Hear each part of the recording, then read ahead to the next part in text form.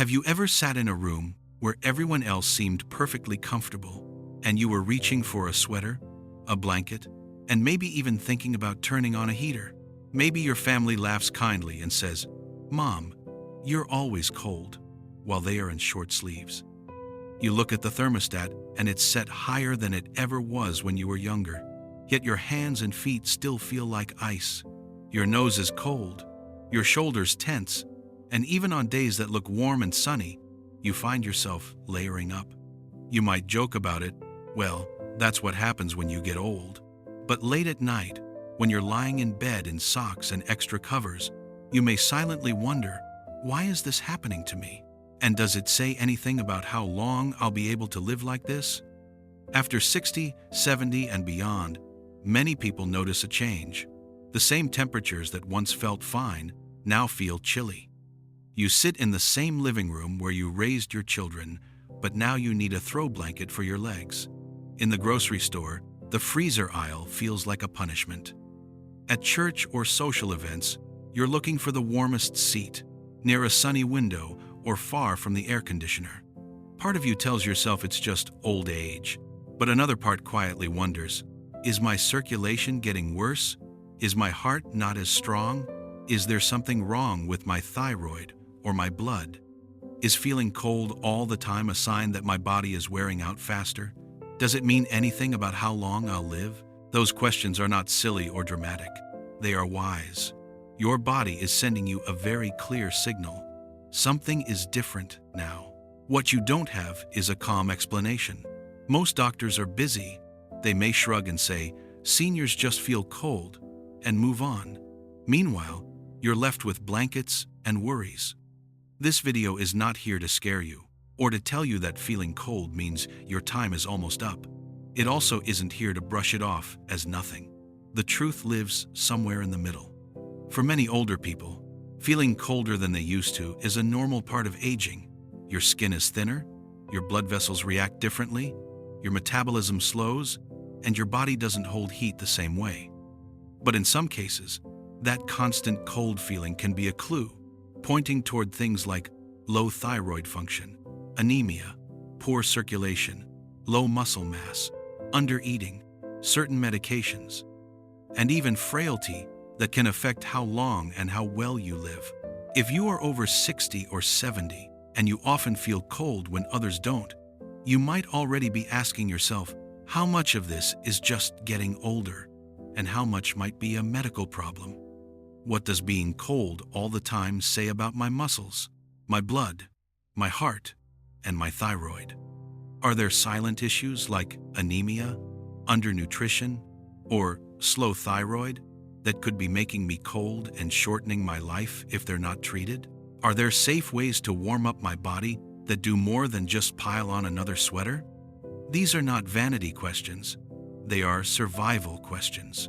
Feeling cold all the time is more than an annoyance. It affects how much you move, how you sleep, how you eat, and how likely you are to get sick. If you're always chilled, you are more likely to sit still, avoid going outside, and skip activities you used to enjoy. Over time, that can quietly weaken your muscles, your heart, and your immune system, which does matter for how long and how well you live. In this video, we're going to calmly walk through why older people often feel cold, what is usually normal, when it might be a warning sign, and what it can mean for your overall health and life expectancy. We'll talk about how aging changes your skin, blood vessels, muscles, and internal thermostat, why losing muscle, gaining certain kinds of fat, or eating too little can all make you colder and more fragile, what medical issues, like thyroid problems, anemia, circulation issues, or certain heart conditions can show up first as "I'm cold all the time," and how older doctors think about cold sensitivity when they're quietly judging how strong or frail a patient is. We'll also talk about practical, doable steps, what questions to ask your doctor, what simple checks might be worth doing, and what small, daily habits can warm your body from the inside out by protecting your muscles, your circulation, and your energy instead of just turning up the thermostat. By the end of this video, you won't walk away with fear. You'll walk away with clarity. You'll be able to say, some of what I feel is normal for my age, but there are one or two things I should mention to my doctor. Or, my constant cold might be my body's way of saying I need more muscle, better food, or a check of my thyroid and blood. You will understand how this one daily symptom, feeling cold, fits into the bigger picture of your health and longevity.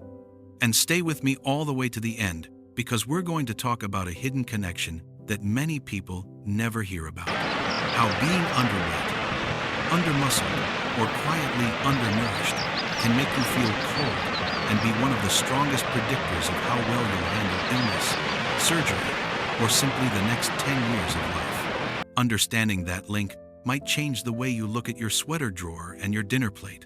Now, let us get started. Number 1. Normal aging changes your internal thermostat and how you hold heat. As you get older, your body is not the same furnace it was at 30 or 40. Your skin gets thinner, so it loses heat faster. The small blood vessels in your hands and feet do not open and close as quickly, so warm blood does not rush to your fingers and toes the way it used to. Your sweat and shiver responses can be duller, so your body is slower to react when the temperature changes. Inside, your metabolism often slows down. That simply means your body is burning fewer calories at rest than it used to. A slower engine produces less heat. Combine that with thinner skin and slower circulation, and suddenly rooms that feel fine to others feel chilly to you. This is why many healthy, older adults simply prefer warmer houses and more layers, even with normal lab tests. So, feeling somewhat colder than younger people is often a normal part of aging. It does not automatically mean something is terribly wrong or that your life will be shorter, but it does mean your body is less forgiving of cold, and that matters. Older bodies can slide into hypothermia more easily, catch infections more readily when chilled, and lose enthusiasm for moving around when they feel cold all day. That is where normal aging and longevity begin to connect. You are working with a more sensitive thermostat now, so you have to treat it with more care. Number 2, lost muscle is lost insulation and lost heat. One of the biggest quiet reasons older people feel cold is simple. There is less muscle on their frame than before. Muscle is like your body's natural heater. It generates warmth when you move, and even when you are resting. After 60 or 70, if you do not actively protect it, your body automatically sheds muscle, especially from your legs, hips, and arms. Your clothes may fit differently, softer in the middle, looser in the limbs. On the scale, your weight might not look too alarming, but inside, there is less active tissue and often more soft fat. Less muscle means less internal heat. It also means you get tired faster when you try to move, so you may move less, which produces even less heat. That is why some older adults say, "I feel cold, so I sit more," when, strangely, what their body really needs to warm up and protect itself is gentle movement and a bit more protein to rebuild strength. Muscle loss is not just about comfort. Doctors know that people who enter their 70 seconds and 80 seconds with very little muscle mass, especially in the legs, are more likely to have falls, slower recoveries from illness, longer hospital stays, and a harder time bouncing back from stress. Feeling cold all the time because you have very little muscle is like a quiet signal that your engine is running low. The good news is that even simple strength exercises, light walking, and protein-rich meals can help build that engine back up at any age. Number 3, undereating and undernourishing yourself makes you colder and more fragile. Many older adults proudly say, "I don't eat much," as if it is always a good thing. Maybe you have lost your appetite. Maybe chewing is harder. Maybe you live alone, and cooking for one feels like too much work, so you pick at crackers, toast, sweets, tea, and coffee, and call it enough. That pattern does more than shrink your grocery bill. It shrinks your body's ability to stay warm and strong. When you eat too little, especially too little protein and healthy fats, your body has fewer calories to burn for warmth and fewer building blocks to maintain muscle. Your body may quietly lower your set point to conserve energy, which you feel as chills, cold hands and feet, low energy, and a general sense of being run down. You might lose weight, but the weight you are losing could be muscle and healthy tissue, not just a few extra pounds around the middle. From a longevity perspective, doctors get concerned when they see older patients who are thin, always cold, and eating very little. Not because thinness is always bad, but because unintentional weight loss and low intake can signal frailty, one of the strongest predictors of how well someone will handle surgery, infections, or even a bad flu. In other words, if you are constantly cold and barely eating, your body may be telling you it is running out of reserve. That is why mentioning both your cold sensitivity and your appetite to your doctor matters more than you might think. If you are still listening, comment the number 2 below so we know you are here. And if these calm, practical senior wisdom talks help you understand your body better, consider subscribing so we can keep creating videos that respect your age and your intelligence. Now, let us move forward. Number 4. Certain medical problems can show up first as, "I'm always cold." Feeling cold all the time is not a diagnosis by itself, but for older people, it can be a clue worth checking. Some of the common medical issues that can make you feel chilled include an underactive thyroid, anemia, low or weak red blood cells, certain heart conditions, and circulation problems in the legs. If your thyroid is underactive, your body runs like a slowed-down engine. You may feel cold, tired, constipated, low in mood, and notice dry skin or thinning hair. If you are anemic, you may not have enough healthy red blood cells to carry oxygen and warmth around your body. That can leave you pale, cold, short of breath with small efforts, and easily exhausted. If your heart is not pumping as strongly as it should, your body may prioritize blood flow to vital organs and leave your hands and feet colder. If your leg arteries are narrowed, your feet may feel especially cold, painful, or strange when you walk. None of these conditions can be diagnosed just by feeling cold. But that symptom, especially if it is new or much worse than before, is worth mentioning at your next appointment. A few simple blood tests and a basic exam can often tell whether your cold feeling is just aging or a sign that something treatable is going on. Treating an underactive thyroid, correcting anemia, or addressing heart and circulation issues does not just warm you up. It can improve your energy, your thinking, and your chances of living longer and better. Number 5. Weaker circulation and slower movement keep your hands and feet icy. Even without major disease, many older people have slower circulation. Veins in the legs have valves that can stretch and weaken over time. Arteries can stiffen from years of wear and tear. If you also sit a lot, rarely raise your legs, and move less than you used to, blood can pool in your lower legs and feet. That makes them feel cold, heavy, or restless. This does not necessarily mean your life will be short, but it does mean your legs and heart are working harder than they need to. Over the years, weaker circulation in the legs can contribute to swelling, skin changes, sores that heal slowly, and a higher risk of clots or infections. All of those are things that can turn a small problem into a big one if you end up in the hospital. Gentle, regular movement is one of the simplest ways to help. Flexing your ankles, walking short distances several times a day, avoiding very long stretches of still sitting, and propping your legs up for a little while when you can all help move blood along. Think of it this way. Each time you move your muscles, you are helping your heart pump from the outside, warming your limbs and easing the burden on your chest. That warmth is not just comfort. It is a sign that your circulation is being used instead of left to stagnate. Number 6. Being cold and frail versus cold and otherwise strong matters for longevity. Not every chilly older person is in danger. Some people have always run cold, even in their 20 seconds and 30 seconds. They may be small-framed, but still eat well, move regularly, have good strength, normal blood tests, and decent energy. For them, feeling cold is more of a lifelong trait. Doctors become more concerned when cold sensitivity comes bundled with other signs of frailty. unintentional weight loss, very low muscle mass, constant tiredness, slow walking speed, weak grip, frequent illnesses, or trouble bouncing back after even small stresses. In that case, feeling cold all the time is not just about the thermostat, it is one piece of a bigger picture that predicts how well your body can handle the next 5 or 10 years. The important message is this: feeling cold all the time is your body talking to you. Sometimes it is saying, I am older now, I need more warmth and gentle movement. Sometimes it is saying, I need more food, more muscle, or a check of my thyroid and blood. Sometimes it is saying, I am becoming frail, please do not ignore me.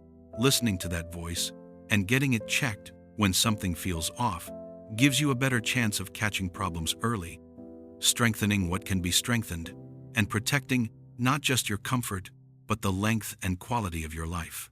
Final thoughts. We have just taken a calm, honest look at why so many older people feel cold all the time, and what that might mean for how long and how well they live. We talked about how normal aging changes your internal thermostat, so your skin is thinner, your blood vessels react more slowly, and your metabolism does not produce as much heat. How losing muscle quietly takes away your body's natural heater.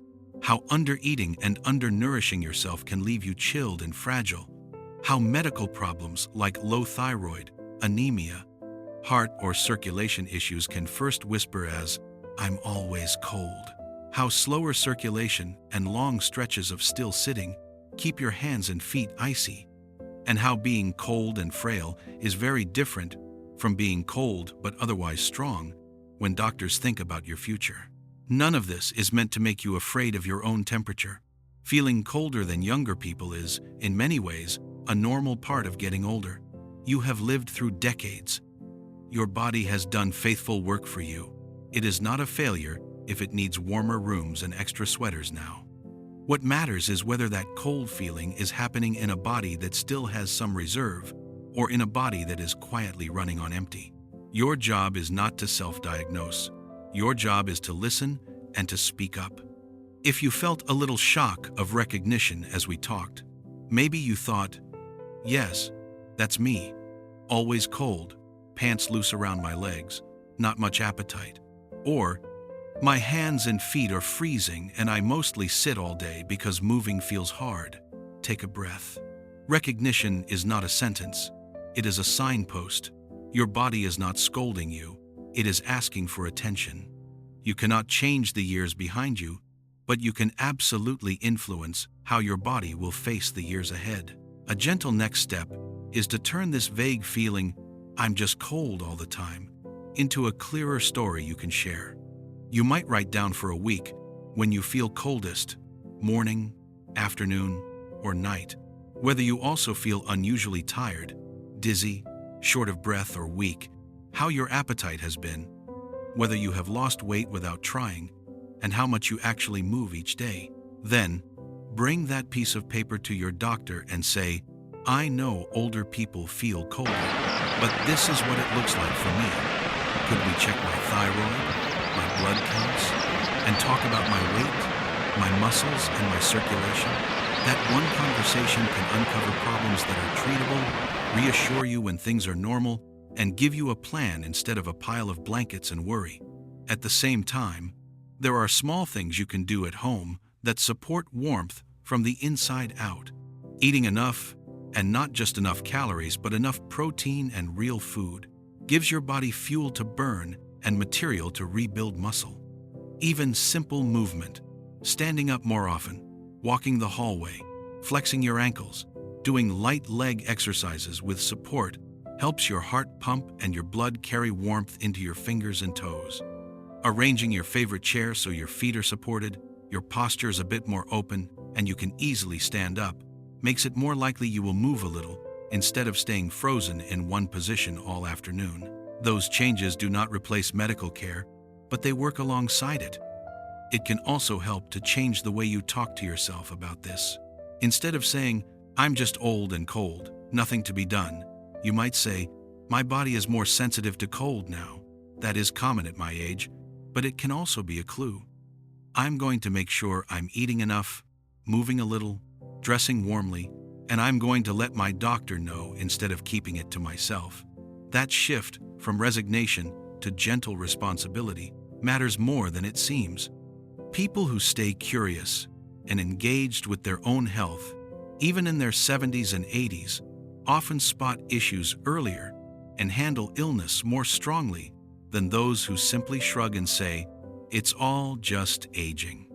If you live with or care for someone who is always wrapped in blankets, pay attention kindly. Are they just naturally chilly? Or have you also noticed weight loss, weakness, poor appetite, slow walking, more confusion, or more infections? Instead of teasing them for being cold, you might say, "I've noticed you're colder and not eating as much. Let's mention that to your doctor and see if there's anything we can strengthen." Sometimes, a loved one needs permission to take their own symptoms seriously. Ask yourself one gentle question as we close. When I feel cold all the time, do I simply pile on another sweater? Or do I also ask what my body might be trying to tell me? You do not have to panic with every chilly moment. You only have to be willing to listen when a new pattern appears. When cold comes with fatigue, weight loss, weakness, or shortness of breath, and to respond with both medical help and small daily choices that feed your warmth from within. In the comments below, if you feel comfortable, share how often you feel cold compared to the people around you, and whether you think it is more from your built-in thermostat, from your eating and movement, or from something your doctor is already helping you with. Your story might help another older person realize they are not alone and that they are allowed to ask questions.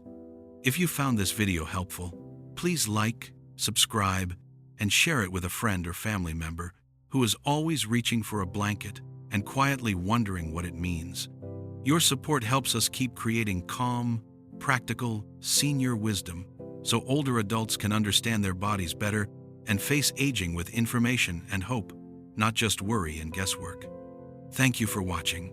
Remember, being colder than you used to be does not automatically mean your time is short, but ignoring what your body is trying to tell you can quietly steal strength from the years you still have.